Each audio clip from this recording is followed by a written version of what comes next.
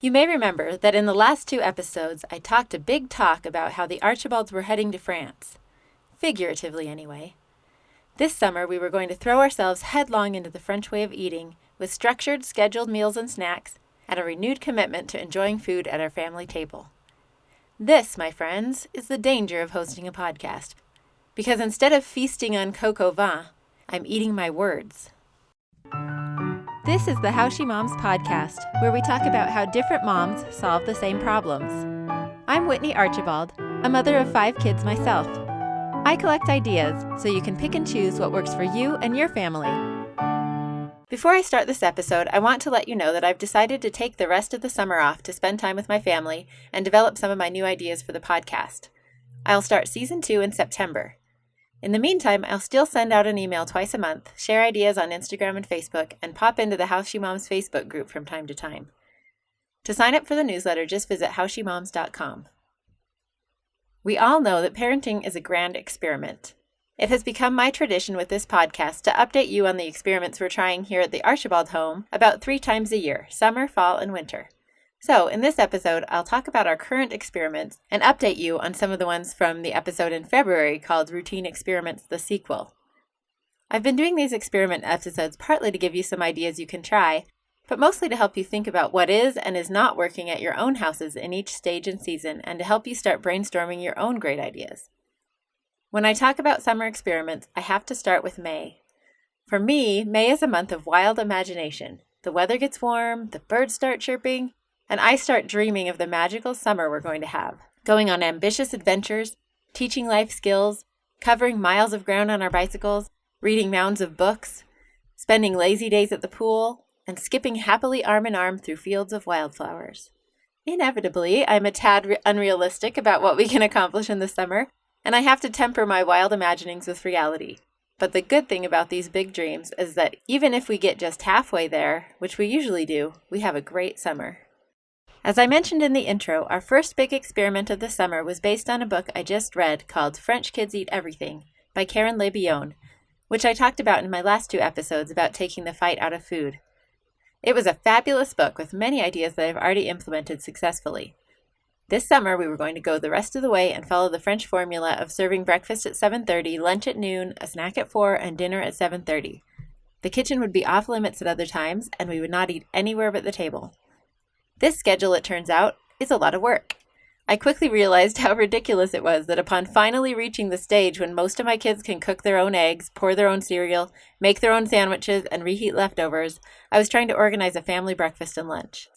Not only that, I also just read a book called Why We Sleep by Matthew Walker, a neuroscientist and sleep researcher.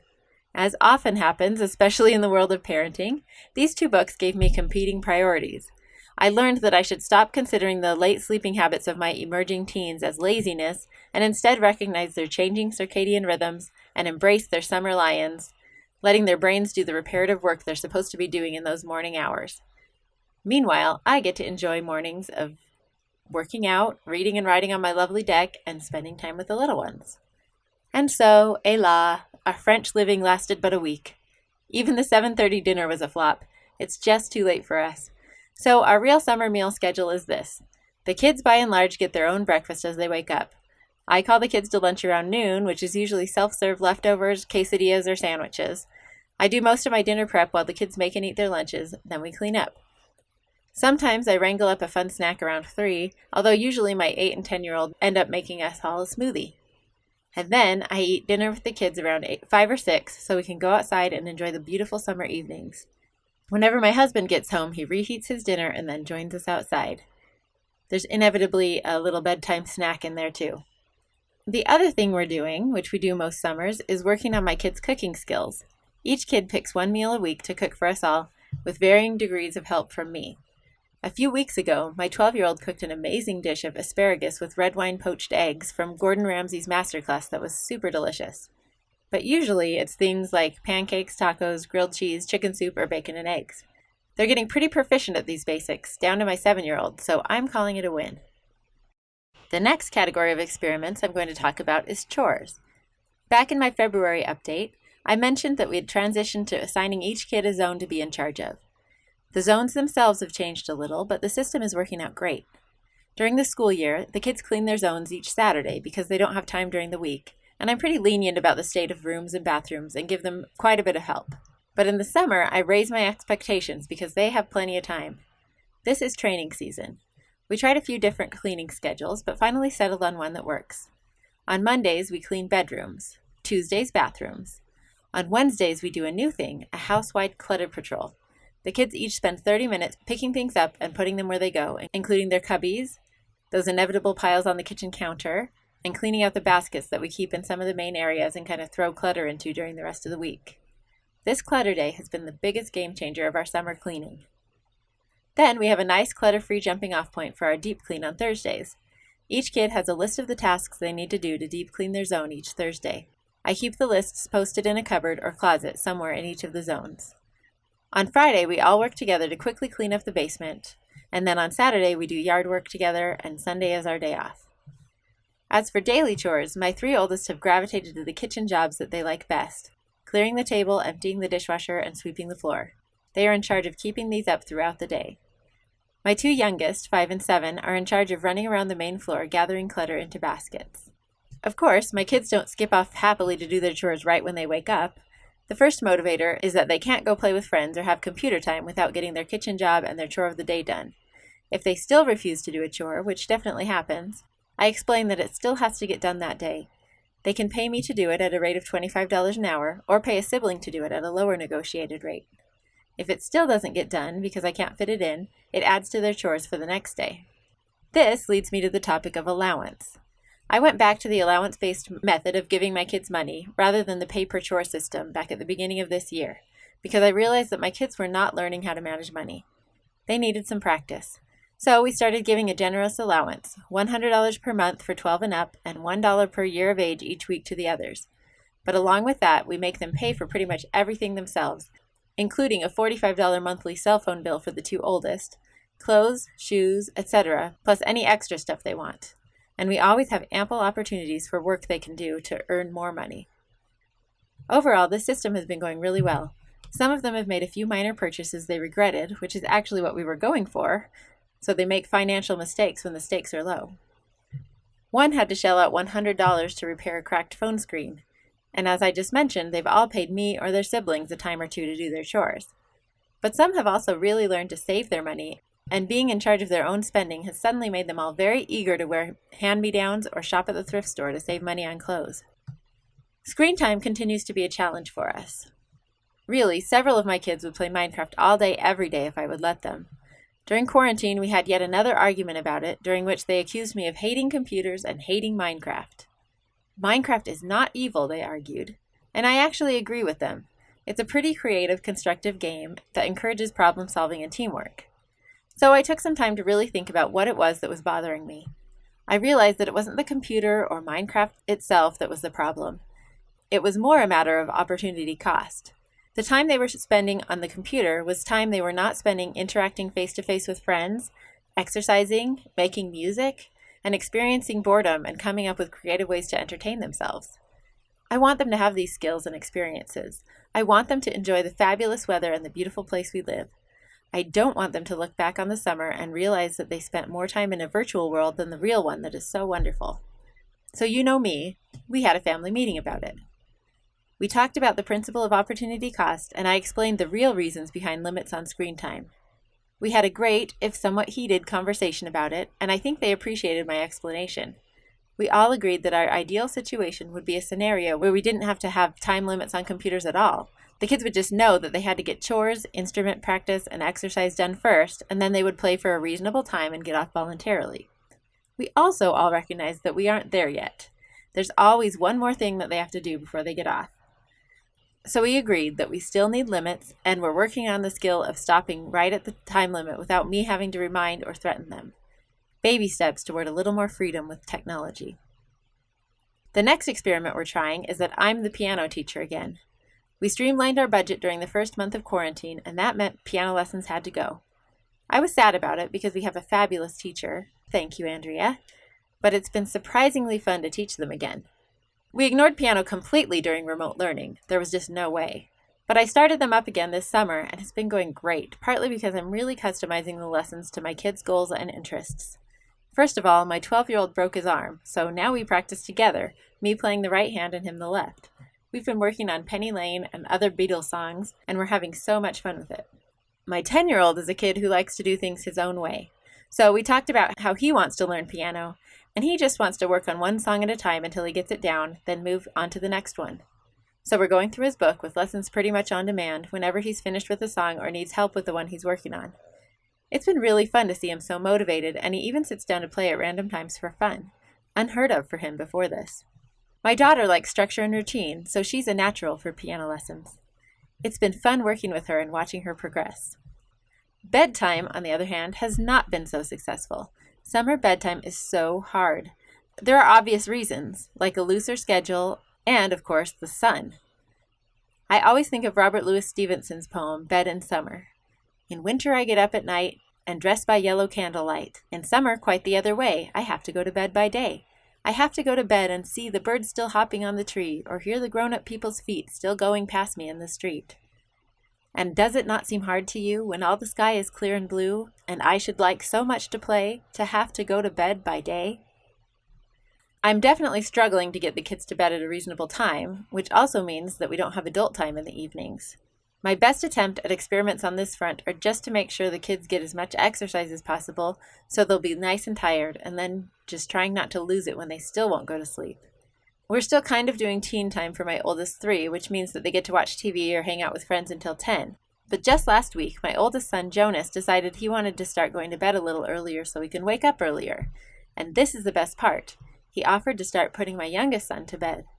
It's been wonderful so far. They actually share a room at the moment because we're always mixing roommates around. So he just stays in there with him and makes sure he doesn't come out. This has been really great for their relationship. My 5-year-old came to me one morning and asked, "What's that thing again that's too tiny to see and has little balls and everything's made of it?" Turns out Jonas has been giving him science lessons as they go to sleep. So adorable. Another son decided during quarantine that he wants to sleep in the Lego room closet. Not a nice big walk-in closet, but a regular reach-in closet with a sliding door. So we put a mattress and a small dresser in there, and that's his new room. He loves it. Another thing we've been experiencing is home church. Because of COVID, we're still not going to church on Sundays, and we're on month 4 of home church. This has actually been a really special experience for my family. We dress in church clothes and meet in the living room for a church meeting each Sunday. My husband and I take turns planning the meeting, and we've had some wonderful discussions with the kids. It's been really nice to be able to customize our lessons and sermons to the needs of our family and especially to current events. Often we supplement with inspirational videos. As you might expect, our Sunday curriculum for the past several weeks has focused on inclusion, anti-racism, love, compassion, and privilege, listing our many blessings and the responsibilities that come with those blessings. We've been talking about real action we can take. This week, we talked about how we can frame this crazy year of 2020 as either a disaster or as an opportunity for compassion, a chance to learn to love better. Quarantine required sacrificing our personal freedoms for the health of our community, especially the elderly and people with health issues. The Black Lives Matter movement requires introspection, examining our own biases, and having compassion for the systemic oppression of such a large population of our country for our entire history. If we can come out of this crazy year more compassionate, kinder, and more resilient, this could be our best year yet, in spite of and also because of how hard it has been. Love is work, and love is worth it. The next experiment has been reading. Back at the beginning of quarantine, I made reading aloud to each kid a priority, and this little experiment has continued into the summer. It's been so fun to handpick the books that I know each of my kids will love, and it's really been great for our relationships to have that one-on-one time most days. I love the way reading opens up such great conversations about ideas. My 5-year-old and I are systematically making our way through our children's book collection, 3 books a day. My 7-year-old and I have plowed through Flora and Ulysses, Because of Winn-Dixie, Charlotte's Web, and Winnie the Pooh, and we're now in the middle of the 4th Harry Potter book. My 10-year-old and I have made it to book 3 of the Adventurers Guild, which we've really been enjoying. My 12-year-old and I are reading Great Expectations, and let me tell you, it is so fun to have a kid to enjoy Dickens with. I've been waiting for this moment. My 14-year-old is not too keen on reading aloud with me these days, so I'm not pushing it. Instead, we have a favorite podcast we listen to and discuss, How I Built This with Guy Raz. I've also been working on ordering new books to make my bookshelf more diverse, especially books with protagonists who are people of color. I've realized that my own bookshelf is much more diverse than my kids', including the collected works of my all-time favorite Black author, Zora Neale Hurston. She is one of the most lyrical writers I've ever read. Oh, how I love her. She's just incredible. However, my to-read list keeps growing as I get recommendations about books on anti-racism. I just started the book White Fragility, and so far it's as good as everyone's been saying. I'm eager to really dig into this book and some of the others that so many people are talking about. Our chapter book collection is actually pretty diverse. I'd give it a solid passing grade, thanks mostly to our library's fantastic Battle of the Books program. Some of my favorites are The Watsons Go to Birmingham 1963, Ghost, New Kid, Bud Not Buddy, and The Boy Who Harnessed the Wind. However, our picture book collection gets a diversity score of D- at best, so I've been working on that one. As for fun, my kids are over the moon excited to be able to play with friends again now that restrictions have lifted a bit. Nothing like a little deprivation to help you appreciate what you have. My daughter and I are playing pickleball almost every day, really just hitting back and forth and trying to beat our record. We're going on lots of hikes and bike rides, and we have a few little road trips planned to see family. A fun thing we've been doing on these road trips is working our way through a podcast madness bracket I typed up before our first trip. We're listening to and ranking kid podcasts in several different categories so we can find our favorites. I'll post the results once we're through. I sent this bracket out originally in one of my How She Moms emails, but if you didn't get that email and you would like the bracket, just email me at whitney@howshemoms.com and I'll send it over. Overall, it's been a pretty unusual summer in a pretty unusual year, but like always, we just keep experimenting, learning, and especially growing as I approach a new era of having all my kids in school this year. Or maybe in school at home.